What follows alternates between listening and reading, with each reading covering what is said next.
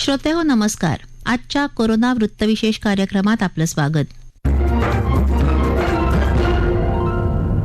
कोरोनाच्या दुसऱ्या लाटेदरम्यान यंत्रणा सावध नसल्यानं आपल्याला ती अधिक अडचणीची ठरली. पण तरीही आपण आतापर्यंत या संकटाला धैर्यानं तोंड दिलं आहे. आगामी सण उत्सवाच्या काळात कोरोना विषाणूनं पुन्हा तोंड वर काढू नये यासाठी राज्य सरकारनं कंबर कसली आहे. संभाव्य तिसऱ्या लाटेचा मुकाबला करण्यासाठी राज्य शासनानं सर्वतोपरी उपाययोजना केल्या आहेत. आज आपण या उपाययोजनांचं विवेचन ऐकूया. श्रोते हो, गेल्या 1.25 वर्षांपासून कोरोनारूपी संकटाला सगळेच देश तोंड देत आहेत. पहिल्या लाटेपेक्षा दुसरी लाट अधिक गंभीर आणि धोकादायक ठरली. महामारीशी मुकाबला करताना आरोग्य यंत्रणेनं सर्वस्व पणाला लावून काम केलं. दुसरी लाट ओसरली, पण महामारीच ती. लाटांवर लाटा येणार आहेत असं गृहीत धरून सार्वजनिक आरोग्य व्यवस्था सज्ज झाली आहे. कोरोनाची तिसरी लाट येऊच नये यासाठी आपण सर्वांनी प्रयत्न करणं गरजेचं आहे. मात्र ती आलीच तर त्याची घातकता कमी व्हावी या दृष्टीनं उपाययोजना आणि प्रयत्न सुरू आहेत असं मुख्यमंत्री उद्धव ठाकरे यांनी म्हटलं आहे. संभाव्य तिसरी लाट रोखण्याच्या उपाययोजनांबाबत कोविड राज्य कृती दलानं आयोजित केलेल्या माझा डॉक्टर या ऑनलाईन परिषदेचं उद्घाटन रविवारी मुख्यमंत्र्यांच्या हस्ते झालं. त्यावेळी ते बोलत होते. या परिषदेत त्यांनी मांडलेले महत्त्वाचे मुद्दे आपण ऐकूयात. जर का तिसरी लाट ही अपरिहार्य म्हणजे येणारच असेल, येऊ नये अशी आपल्या सगळ्यांची प्रार्थना आहे. मला असं वाटतं प्रार्थनेच्या एक पाऊल आपण पुढे टाकलं पाहिजे, म्हणजे प्रयत्न आले पाहिजेत. आणि हे प्रयत्न करण्यासाठी तिसरी लाट येऊ नये, येणार असेल तर ती लांबवली कशी पाहिजे, तिची घातकता कमी कशी करायला पाहिजे, कशी करता येईल, यासाठी जर आपण हे व्हायरस बरोबरचं युद्ध असं मानलेलं आहे तर आपली शस्त्र परजून ठेवण्याची हीच वेळ आहे. शस्त्र म्हणजे काय? डॉक्टर्स आहेत, आपले प्रशासकीय सगळे अधिकारी आहेत, कर्मचारी आहेत, जिल्हाधिकारी आहेत, सगळेच पोलीस आहेत, अगदी फायर ब्रिगेडचे सुद्धा जवान आहेत. त्यांनी सुद्धा एक सज्ज राहण्याची एक आवश्यकता आहे. शत्रू अजूनही पूर्ण पराभूत झालेला नाही. मागे मी म्हटलं होतं की आपण पाल मारल्यानंतर शेपूट वळवळतं, तसं एक त्याचं थिक टेल हा जो काही प्रकार आहे तो अजूनही आपल्या राज्यात वळवळताना दिसतो आहे. त्याचाही बंदोबस्त करण्याची आपल्याला आवश्यकता आहे. मग आपणही सज्ज राहिलं पाहिजे. औषधं बरोबर त्याचा साठा केलाय की नाही, ऑक्सिजनची सुद्धा एक पुरेशी आपल्याकडे निर्मिती होते आहे, त्याचा साठा होतोय की नाही. आणि विशेष म्हणजे आपल्या हॉस्पिटल आणि क्लिनिकची जी काही यंत्रणा आहे, मग ते व्हेंटिलेटर्स असतील, इतर काही इलेक्ट्रिक यंत्रणा असेल, त्याचं सुद्धा एक ऑडिट, त्याची सुद्धा तपासणी करणं हे फार महत्वाचं आहे. आपण अनुभवलेलं आहे, ज्या वेळेला कोविड त्याची लाट चढते, शिखरावरती पोहोचते, तेव्हा आपल्याला श्वास घ्यायला उसंत नसते. सतत पेशंट येत असतात, मग ऑक्सिजन बेड लागत असतात, व्हेंटिलेटर लागत असतात, आणि मग आपली यंत्रसामुग्री आहे तिचा जास्त वापर झाल्यामुळे लोड ती घेऊ शकत नाही आणि कुठेतरी दुर्घटना घडू शकते. म्हणून मी आपल्याला सर्वांना विनंती करतो आहे की आपण आपले क्लिनिक, आपले दवाखाने, आपल्या हॉस्पिटलची पुन्हा एकदा इलेक्ट्रिक जी काही इक्विपमेंट आहे त्याचं ऑडिट करून ठेवावं. गेले 1.5 वर्ष कोरोना आपल्याला जे वेगवेगळे धडे शिकवत आहे, त्या धड्यातून आपण काय शिकलो आहोत त्याचा सुद्धा एक आढावा घेण्याची आजची फार महत्वाची गरज आहे. आणि त्याचसाठी की आपल्या राज्यात काय चालू आहे, आपल्या देशात इतरत्र काय चालू आहे, इतर देशांमध्ये काय चालू आहे, मागे पुढे उजवीकडे डावीकडे वळून पाहून नीट प्रत्येक पाऊल हे आपल्याला सावधानतेने टाकण्याची फार मोठी आवश्यकता आहे. मला थोडंसं आश्चर्य वाटतं की आपण ही सगळी काळजी घेताना अनेक गोष्टी उघडण्याची घाई झालेली आहे. आज सगळ्यांना मी सांगतो, थोडा धीर धरा, संयम धरा.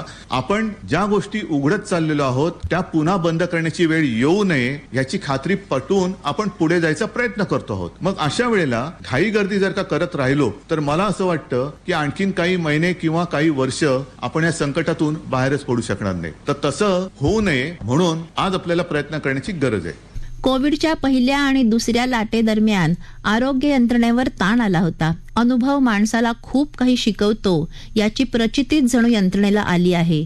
यातूनच बोध घेत आरोग्य पायाभूत सुविधा वाढवण्यावर राज्य सरकारनं भर दिला आहे. औषधं, रुग्णशय्या, ऑक्सिजन, व्हेंटिलेटर्स आदी सुविधा वाढवण्यासाठी निधी उपलब्ध करून दिला आहे. याच माध्यमातून ठिकठिकाणी आरोग्य व्यवस्था बळकट करण्याचे प्रयत्न करण्यात आले आहेत. त्यामध्ये नव्या कोविड केंद्रांची निर्मिती, खाटांची संख्या वाढवणं, लहान मुलांसाठी कोविड केंद्र उभारणं आणि जुन्या कोविड केंद्रांचं अद्ययावतीकरण करण्यासारखी कामही सुरू झाली आहेत. ज्या रुग्णालयांचं ऑडिट करण्यात आलेले नाहीत त्यांनी त्वरित ऑडिट करून घेण्याच्या सूचना करण्यात आल्या आहेत. एकंदरीतच संभाव्य तिसऱ्या लाटेशी सामना करण्यासाठी राज्य सरकारनं काय काय तयारी केली आहे याविषयी माहिती देत आहेत राज्याचे आरोग्य सर्वेक्षण अधिकारी डॉक्टर प्रदीप आवटे. जागतिक आरोग्य संघटना आणि भारत सरकारच्या सार्वजनिक आरोग्य विषयक तज्ज्ञांनी भारतामध्ये आणि महाराष्ट्रात कोविड आजाराची तिसरी लाट येण्याबाबतचा अंदाज वर्तवला. आता या लाटेबद्दल तज्ज्ञांच्या मध्ये काही मतभिन्नता नक्कीच आहे. असे जरी असले तरी सुद्धा तिसरी लाट येऊ शकते याच्याकरता तयारी करणं आवश्यक आहे. आणि म्हणून ज्याला आपण इंग्रजीमध्ये hoping for the best but preparing for the worst असं म्हणतो, त्यानुसार राज्य सरकार आणि राज्य सरकारचा आरोग्य विभाग तिसऱ्या लाटेच्या अनुषंगानं आवश्यक ती तयारी करतो. ही तिसरी लाट येईल तेव्हा नेमका कशा पद्धतीनं तयारी करावी लागेल याच्याकरता आपण काही पायाभूत गृहीतकं निश्चित केली आहे. प्रत्येक जिल्ह्यामध्ये किंवा शहरामध्ये दुसऱ्या लाटेच्या वेळी सर्वाधिक रुग्ण कधी होते त्याची नोंद घेऊन सर्वसाधारणपणे त्याच्या 1.5 रुग्ण तिसऱ्या लाटेमध्ये आढळतील अशी शक्यता गृहीत धरून त्याच्यानुसार रुग्णोपचार व्यवस्था आपण निर्माण करतो. आणि जे काही रुग्ण आढळतील त्यातले साधारणपणे 65% रुग्ण हे सौम्य स्वरूपाचे किंवा लक्षणे विरहित असतात आणि त्यामुळे त्यांना घरगुती विलगीकरणामध्ये उपचार देणे पुरेसे असते.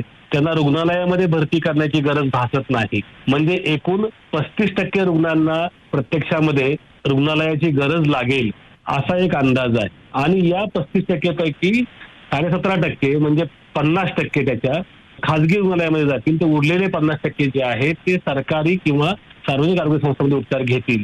आणि मग त्याच्यानुसार आपण एकूणच कोविड रुग्णालयामध्ये काय व्यवस्था असावी हे पाहतो आहोत. तर याच्यामध्ये आपण साधारणपणे जे 3 स्तरावर आपली आरोग्य संस्थांची रचना आहे, म्हणजे सौम्य रुग्णांच्या करता कोविड केअर सेंटर, मध्यम रुग्णांच्या करता कोविड हेल्थ सेंटर आणि गंभीर रुग्णांच्या करता कोविड हॉस्पिटल, अशी जी रचना आहे, या त्रिस्तरीय रचनेमध्ये आपण काय व्यवस्था करायची ठरलेली आहे. म्हणजे उदाहरणार्थ आपण या कोविड हॉस्पिटलमध्ये 4% बेड हे व्हेंटिलेटर असतील, तर 4% बेड हे नॉन व्हेंटिलेटर असतील आणि 8% बेड हे ऑक्सिजन बेड असतील असं ठरवलेलं आहे. तर कोविड हेल्थ सेंटरमध्ये 24% बेड ऑक्सिजन बेड्स असतील, तर जनरल बेड जे आहे ते 10% असतील आणि कोविड केअर सेंटरमध्ये 50% बेड हे जनरल बेड्स असतील. तर अशा पद्धतीनं आपण साधारणपणे एकूण सर्वसाधारण बेड पैकी जवळपास 32% बेड हे ऑक्सिजन बेड असतील आणि साधारणपणे त्यातले 8% बेड हे आयसीयू बेड्स असतील आणि त्या 8% पैकी निम्मे हे व्हेंटिलेटर बेड्स असतील. अशा पद्धतीनं आपण याचं नियोजन केलेलं आहे. आणि या सगळ्यामध्ये आपण हेही पाहतो आहोत की तिसऱ्या लाटेमध्ये लहान मुलांचे प्रमाण लक्षणीय असेल असा काही तज्ज्ञांचा अंदाज आहे. वास्तविक पाहता लहान मुलांमध्ये हा आजार मोठ्या प्रमाणावर व्हायची कोणती शक्यता नाही.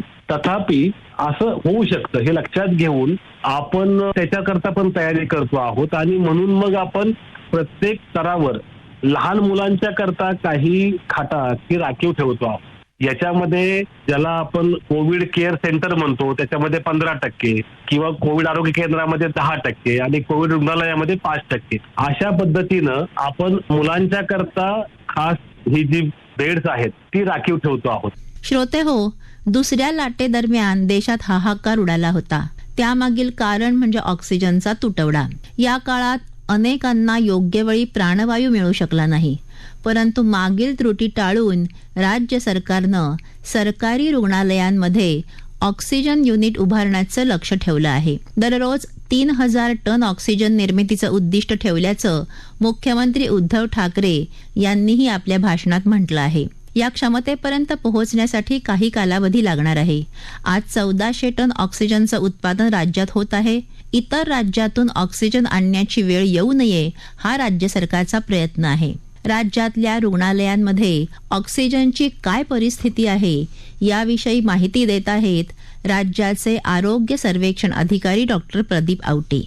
कोविडची तिसरी लाट येऊ शकते त्याच्या अनुषंगानं आपण तयारी करतो आहोत. आणि ही तयारी करत असताना या तयारीचा एक अत्यंत महत्वाचा भाग जो आहे तो म्हणजे ऑक्सिजनची उपलब्धता आणि त्याचं व्यवस्थापन. दुसऱ्या लाटेच्या वेळी आपण ऑक्सिजन बेड मिळणं हे अनेकदा काही ठिकाणी अडचणीचं झालं, लोकांना धावपळ करावी लागली, हे अनुभवलेलं आहे. आणि म्हणून ऑक्सिजन व्यवस्थापन हा एकूणच कळीचा मुद्दा या सगळ्या व्यवस्थापनामध्ये आहे. जे ऑक्सिजनला मराठीमध्ये प्राणवायू म्हणतात ते अगदी शब्दशः खरं आहे. कारण की हा जर उपलब्ध असेल तर अनेक मध्यम किंवा गंभीर स्वरूपाच्या रुग्णांना प्राणदान मिळालेलं आहे. आता ऑक्सिजन प्रत्येक स्तरावर, प्रत्येक जिल्ह्यामध्ये, प्रत्येक शहरामध्ये आणि प्रत्येक रुग्णालयामध्ये योग्य प्रमाणामध्ये उपलब्ध व्हावा याच्याकरता आपण काही गोष्टी करतो. मुळामध्ये ऑक्सिजनचं जे वितरण आहे किंवा उपलब्धता आहे ती 2 प्रकारे आपण करतो आहोत. एक त्याच्यातला मुद्दा आहे ऑक्सिजन जनरेशन, म्हणजे ऑक्सिजन निर्माण करणं, आणि दुसरा जो आहे तो ऑक्सिजन स्टोरेज, म्हणजे ऑक्सिजन साठवणं. तर या 2 प्रकारे आपण ऑक्सिजनची उपलब्धता राज्यभर करतो. आता याच्यामध्ये सुद्धा आपलं नियोजन असं आहे की एकूण जो ऑक्सिजन आपल्याला लागेल त्यातला 20% ऑक्सिजन हा ऑक्सिजन जनरेशन पद्धतीने, म्हणजे ऑक्सिजन कॉन्सन्ट्रेटर किंवा PSA टँक, की जे स्वतः हवेतील ऑक्सिजन घेऊन ऑक्सिजन तयार करतात, तर त्यांच्या मार्फत आपण तो मिळवतो आहोत. त्याच्यामुळं हा त्यातला पहिला मुद्दा की 20% ऑक्सिजन जो आहे तो ऑक्सिजन जनरेशन पद्धतीने आपण मिळवतो. तर 80% ऑक्सिजन हा ऑक्सिजन स्टोरेजच्या माध्यमातून उपलब्ध करण्याचं नियोजन. आता ऑक्सिजन स्टोरेजच्या माध्यमात सुद्धा आपण ठरवलेलं आहे की याच्यामध्ये आपण मुळामध्ये 3 प्रकारे तो ऑक्सिजन साठवू शकतो. त्यातला एक आहे तो म्हणजे ऑक्सिजन सिलेंडर. याच्यामध्ये B आणि D प्रकारचे सिलेंडर आपण वापरतो. तर या प्रकारच्या सिलेंडरमध्ये आपण 10% ऑक्सिजन साठवणार आहोत, आणि ड्युरा सिलेंडर की जी थोडीशी मोठी असतात त्याच्यामध्ये 20% ऑक्सिजन आपण साठवू. तर cryogenic tank, liquid cryogenic tank जे आहेत त्याच्यामध्ये 50%, अशी ही विभागणी आहे. म्हणजे याच्यामध्ये मुळामध्ये ऑक्सिजन सिलेंडर आणि ड्युरा सिलेंडर जे आहेत हे एका अर्थानं एका जागेहून दुसऱ्या जागी नेण्याकरता सोयीस्कर अशी गोष्ट आहे. त्याच्यामुळे आपल्याला ज्या ठिकाणी ऑक्सिजनची कमतरता आहे त्या ठिकाणी ती सिलेंडर हलवता येतात आणि तिथली गरज जी आहे ती तात्पुरत्या स्वरूपामध्ये भागवता येईल. आणि म्हणून आपण जाणीवपूर्वक ऑक्सिजन सिलेंडर आणि मधून जवळपास 10 आणि 20 असं 30% ऑक्सिजन जो आहे तो आपण साठवतो. तर क्रायोजेनिक टँक हे अर्थातच एका जागेहून दुसऱ्या जागेवर आपल्याला हलवता येणार नाही, परंतु त्या प्रकारे आपण 50% ऑक्सिजन जो आहे त्याची विभागणी करतो आहोत. तर या सगळ्या गोष्टी करत असताना आपण हेही पाहतो आहोत की ज्या ज्या ठिकाणी आपली छोटे दवाखाने असतील, म्हणजे प्रायमरी हेल्थ सेंटर्स असतील किंवा खाजगी डॉक्टरांचे दवाखाने असतील, कोविडमध्ये अनेकांना ऑक्सिजनची गरज लागते हे लक्षात घेऊन प्रत्येक खाजगी डॉक्टरांनी सुद्धा किंवा सरकारी दवाखान्यात सुद्धा छोट्या छोट्या मोठ्या क्लिनिकमध्ये ऑक्सिजन कॉन्सन्ट्रेटर उपलब्ध असावेत याच्याकरता आपण आग्रही आहात की जेणेकरून या रुग्णाला त्यावर त्याचं व्यवस्थापन करणं, त्याला मॅनेज करणं शक्य होईल. आणि ज्यांना पुढे रेफर करण्याची गरज आहे, संदर्भ सेवा देण्याची गरज आहे, तर असे जे रुग्ण आहेत तर अशा रुग्णांना त्यांना ॲम्ब्युलन्स मिळेपर्यंत किंवा त्यांना बेड मिळेपर्यंत आपण काही काळ या ठिकाणी स्वाभाविकपणे मॅनेज करू शकतो. आणि त्याच्यामुळं रुग्ण जेव्हा जाईल त्या रुग्णालयामध्ये तेव्हा त्याची परिस्थिती ही निश्चितपणे अधिक चांगली असेल. श्रोते हो, गेल्या वर्षी सण उत्सवानंतर गणेशोत्सवानंतर दुसरी जोरदार लाट आली. यावर्षी रुग्णसंख्या या आधीच वाढताना दिसते, त्यामुळे गर्दी होणार नाही याची काळजी सर्वांनी घेतली पाहिजे. लसीचे 2ही डोस घ्यावेच, पण लस घेतली तरी सार्वजनिक ठिकाणी वावरताना काळजी घेणं आवश्यक आहे. सर्वांनी सावध राहून कोरोना प्रतिबंधात्मक नियमावलीचं काटेकोरपणे पालन करणं आवश्यक आहे. श्रोते हो, आपला कोरोना वृत्तविशेष हा कार्यक्रम आपण न्यूज ऑन AIR या ॲपवरही लाईव्ह ऐकू शकता. यासोबतच या आमच्या मुंबई एअर न्यूज या YouTube वाहिनीवर या कार्यक्रमाचं ध्वनिमुद्रण आपल्याला कधीही ऐकता येईल. याबरोबरच आजचा कोरोना वृत्तविशेष हा कार्यक्रम संपला. हा कार्यक्रम आकाशवाणी मुंबईच्या प्रादेशिक वृत्त विभागानं सादर केला. सादरकर्त्या सरस्वती कुवळेकर, निर्मिती सहाय्य विवेक वानखडे, लेखन आणि समन्वय मनीष कुलकर्णी आणि चंद्रकांत शिरसाट, निवेदन नंदिनी मथुरे.